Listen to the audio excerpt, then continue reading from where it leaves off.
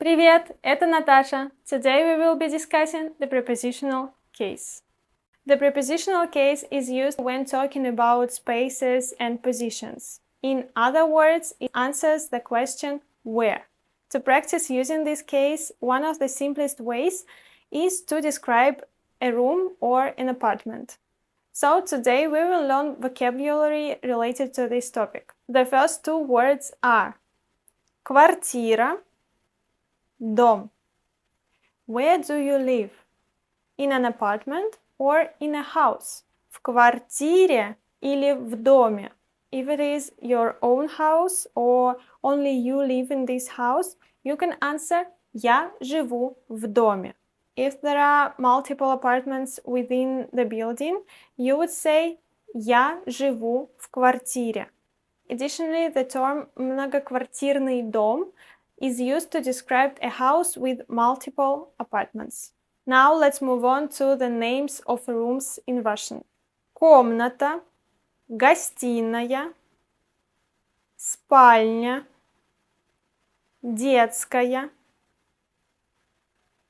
кухня, столовая, коридор, ванная, туалет, кабинет, балкон. Here are two more words that belong to housing. Гараж, сад. Now let's explore the names of furniture in Russian. Firstly, the word for furniture is мебель. Мебель. Remember that the Russian word мебель only has a singular form. Let's continue with more vocabulary. Стол, стул, диван, кресло, кровать, шкаф, комод, полка, картина, лампа, ковер, холодильник, плита, ванна, душ, зеркало, батарея, стена, пол. Now let's explore the prepositions в, на. In this context, they function like English prepositions in and on. We use в when something is inside and на when something is on the surface. As previously mentioned, when describing a room, we answer the question where, где. So to answer that question, we need to use either the preposition в or the preposition на plus the prepositional case. It's really important to emphasize it because after these prepositions, we might use a different case if there is a different question. Let's see how to form the prepositional case. Anytime you need to form the prepositional case, keep the letter «е» in mind. This letter will often appear at the end of most words in the prepositional case. Let's examine the masculine gender. Диван, на диване. The word stem ends in a consonant, and we simply add the letter «е». На диване. If there is a soft sign at the end of a masculine word, for example, календарь, we replace the soft sign with «е». Календарь, календаре. Moving on to the feminine gender. Полка, на полке. Батарея, на батарее.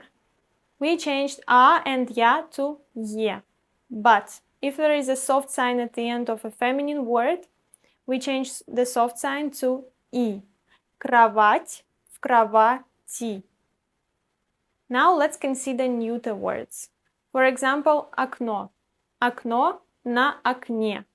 Like we did with masculine words, we changed the ending to «е».